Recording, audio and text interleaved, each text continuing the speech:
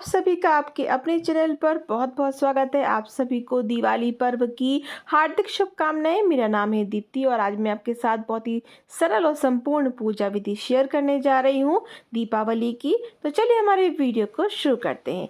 दिवाली का जो पर्व होता है वो कार्तिक मास के कृष्ण पक्ष की अमावस्या तिथि को होता है। अमावस्या तिथि यानी कि अंधकार को मिटाने का और प्रकाश को हमारे जीवन में लाने का पर्व है। बुराई पर अच्छाई का जीत का प्रतीक होता है दिवाली का पर्व। दिवाली की पूजा बहुत ही विधि विधान से की जाती है हर हिंदू परिवार में। तो आज मैं वही आपके साथ शेयर कर रही हूँ। तो जैसे हमारे यहाँ पूजा होती है मैं वही शेयर करने जा रही हूँ। तो पूरा वीडियो ज़रूर देखिएगा। आपके मन में जो भी क्वेश्चन होंगे उन सभी के आंसर आपको मिल जाएंगे। तो देखिए, सबसे पहले तो जहाँ पर भी आपको पूजा करना है वहाँ साफ कर लें, स्वच्छ कर लें। इस तरीके से थोड़ा सा गंगा जल छिड़क लें। आप चाहें तो हल्दी से लीप सकते हैं, गोबर से लीप सकते हैं, या फिर आप इस तरीके से गंगा जल छिड़क कर गेहूं के आटे से या फिर चावल के आटे से आपको चौक पूर लेना है। आप चाहें तो रंगोली के कलर से भी रंगोली बना सकते हैं, पर उसमें थोड़ा सा अनाज का जो आटा होता है वो होना अनिवार्य है। फिर देखिए, हमने चौकी लगा लेंगे, उसके ऊपर लाल वस्त्र बिछा लेंगे, उस पर छोटा सा मैंने पटा रखा है। अब सभी जगह पर हम थोड़ा थोड़ा गंगा जल छिड़केंगे। आप ये पूजा माता लक्ष्मी और गणेश जी की फोटो रख कर भी कर सकते हैं, पर मैं यहाँ मिट्टी के लेकर आई हूँ तो हमारे यहाँ ऐसे ही पूजा की जाती है। तो देखिए, सबसे पहले हमें कलश की स्थापना करनी होगी। एक लोटा ले लेंगे। आप तांबे का, पीतल का, कांसे का कोई भी लोटा ले सकते हैं। उसको अच्छे से साफ कर लें, उसके कंठ पर मौली बांध लें, स्वच्छ जल भर लें, 2 बूंद गंगा जल के डाल लें। उसमें हम डालेंगे 1 कमलगट्टा, 1 सुपारी की गांठ, 1 हल्दी की गांठ। अगर हल्दी ना हो साबुत आपके पास तो हल्दी पाउडर भी डाल सकते हैं। 1 सिक्का लेना है, मैं यहाँ चांदी का सिक्का डाल रही हूँ। आपके पास ना हो तो आप नॉर्मल कलदार नॉर्मल सिक्का जो 1 रुपए का होता है वो भी डाल सकते हैं। थोड़े से पुष्प डाल देंगे, थोड़े से अक्षत और गेहूं भी हमें डाल देना है। इसके बाद आपको यहाँ पंचपल्लव लेना है। मैं यहाँ पर आम के पत्ते ले रही हूँ, आप अशोक के पत्ते भी ले सकते हैं। इनको भी हमें हल्दी, रोली, चंदन, चावल से टीक लेना है। और ये कलश हम क्यों बनाते हैं? क्योंकि एक संपन्नता का प्रतीक होता है।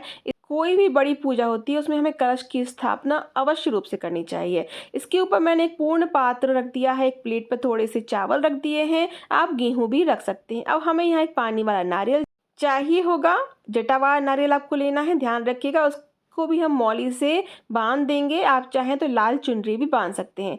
अब माता के सीधे हाथ पर हमें कलश की स्थापना करनी चाहिए। तो यहाँ पर हम अष्टदल कमल बना लेंगे। अगर आपको अष्टदल कमल बनाना नहीं आता है तो आप सिंपल थोड़े से चावल रखकर भी कलश की स्थापना कर सकते हैं। अब देखिए, हमने कलश को वहाँ स्थापित कर दिया है। इसके ऊपर हम नारियल रख देंगे। नारियल जब भी रखें ध्यान रखिएगा उसका जो मुख है वो आपकी तरफ होना चाहिए। इस तरीके से हमें नारियल की स्थापना करनी चाहिए।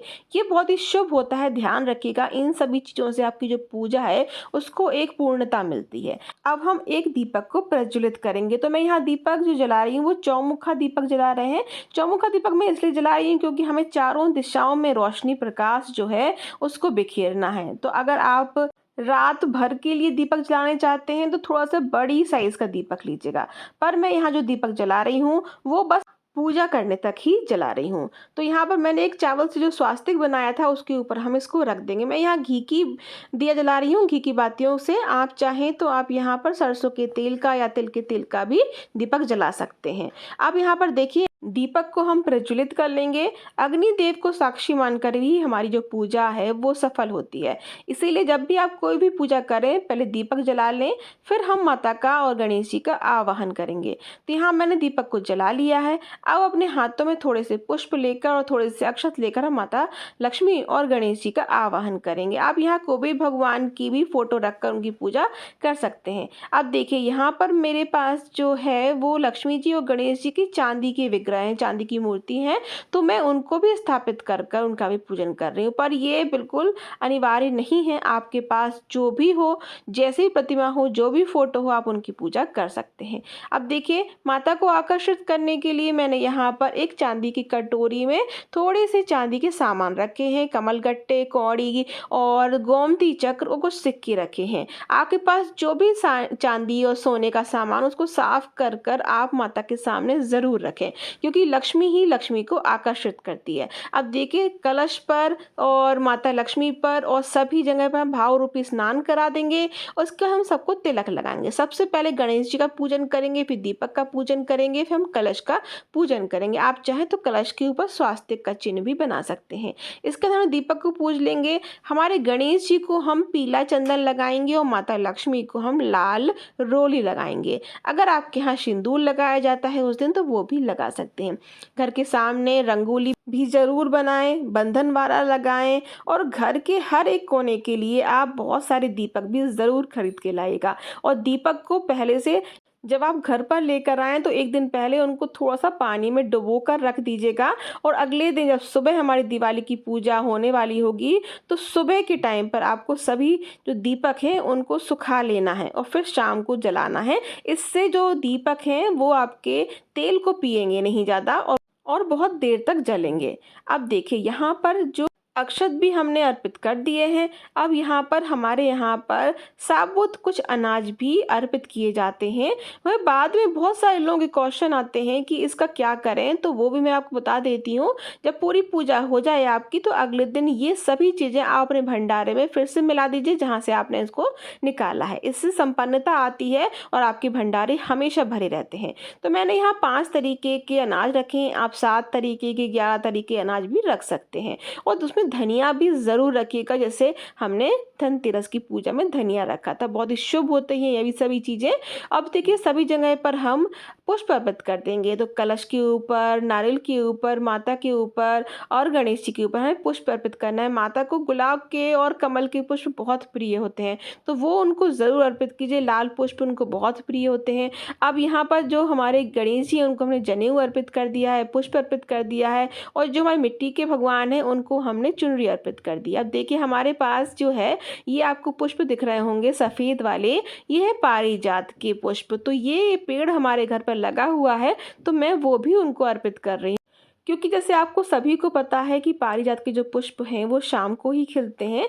तो आपको बहुत अच्छी तरीके से ये पुष्प खिले खिलाए मिल जाएंगे। आप अच्छे से तोड़ लीजिए या फिर आपको बिखरे हुए नीचे भी मिल जाएंगे।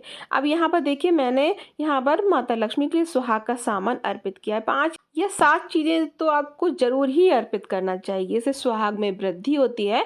उसके बाद आपको ये सुहाग का सामान अपने लिए थोड़ा सा निकालने के बाद दान में दे देना चाहिए। अब मैं यहाँ झाड़ू का पूजन भी कर रही हूँ। अगर आप धनतेरस पर कर चुके हैं तो ये स्टेप को स्किप कर दीजिए। अब हमारे यहाँ पर कुछ बर्तन में जो नया बर्तन हम लेकर आते हैं उसमें खील और बताशा रखा जाता है। आप चाहें तो मिट्टी के कुछ बड़े बड़े बर्तन लेकर आ सकते हैं या फिर नए बर्तन जो आप लाए हो या फिर नए तांबे की पीतल के बर्तन लेकर आए हो, जो भी आप लेकर आए हो उसमें आप खील बताशा भरकर उनको भी ज़रूर पूजा में रखिए, उनको भी पूजिए। अगर आप पूजा में यहाँ पर कोई भी नई चीज़ रखना चाहते हैं, जैसे कि आप धनतेरस पर लेकर आए हो, चांदी का सिक्का हो या सोने का सिक्का हो या कुछ भी हो, उसको भी पूजा में रखकर आप उनको ज़रूर पूजिएगा। इसके बाद देखिए आपको यहाँ मिठाई अर्पित करना है, भोग अर्पित करना है। तो मैं यहाँ 4 प्रकार का भोग अर्पित कर रही हूँ। अगर आपने घर पर कुछ मिठाई बनाई है तो उसको भी आप भोग में रख सकते हैं। अब भोग रखने के बाद उनको दिखाने के बाद उसको साइड में रख लेंगे और हम अपनी आरती कर लेंगे।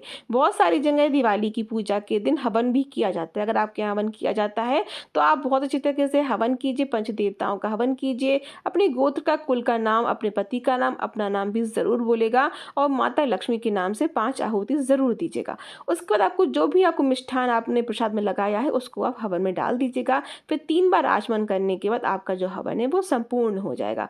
अगर आप नहीं कर पाए तो आप कपूर से बस आरती भी कर सकते हैं। तो मैं यहाँ कपूर से आरती कर रही हूँ। बहुत सारे लोग यहाँ पर ऐसा कहते हैं कि लक्ष्मी जी की आरती नहीं करते हैं या घंटी नहीं बजाते, पर ऐसा कुछ नहीं है। जैसा भी आपके यहाँ होता हो वो कर सकते हैं, घंटी बजा सकते हैं और आरती करते समय शंख भी बजा सकते हैं। आप देखिए हमने आरती कर ली है। अब ये आरती हम भगवान को देंगे और आचमन कर लेंगे। 3 बार समस्त पूजा का आचमन कर लेंगे। और यहाँ पर आपको एक बात का ध्यान रखना है, अपने समस्त पूजा करते समय समस्त परिवार को भी सम्मिलित करें और उनसे भी कहें कि वो आरती करें माता की।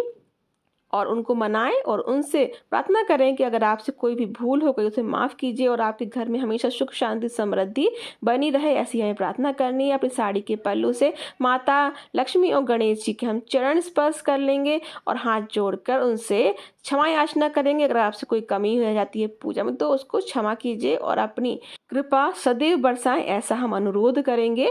और देखिए एक बात का ध्यान रखिए, अगर आप इस पूजा में नवग्रह की स्थापना करना चाहते हैं तो आप कलश की स्थापना के बाद नवग्रह की स्थापना भी कर सकते हैं, पर इस तरीके से छोटे रूप में भी आप पूजा कर सकते हैं।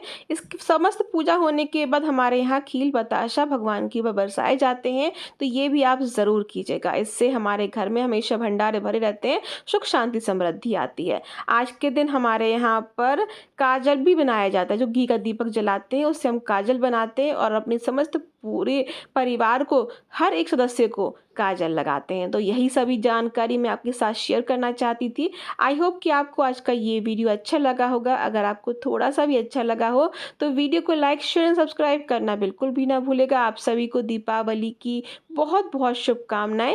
इसकी पूरी पूजा सामग्री की वीडियो मैं जल्दी में शेयर कर दूंगी और इस वीडियो को प्लीज़ लाइक कीजिएगा। आप कहाँ से मेरा ये वीडियो देख रहे हैं ज़रूर बताइएगा। अगर आपको कोई क्वेश्चन पूछना हो तो आप मुझसे पूछेगा, मैं जल्दी से जल्दी आंसर करने की कोशिश करूंगी। पूरी पूजा के बाद एक एक दीपक, बहुत सारे दीपक लेकर आइएगा। सभी दीपक अपने घर के बाहर, आसपास, हर कमरे में, हर जगह पर जलाइएगा। आप सभी को बहुत बहुत शुभकामनाएं। आप सभी का बहुत बहुत धन्यवाद।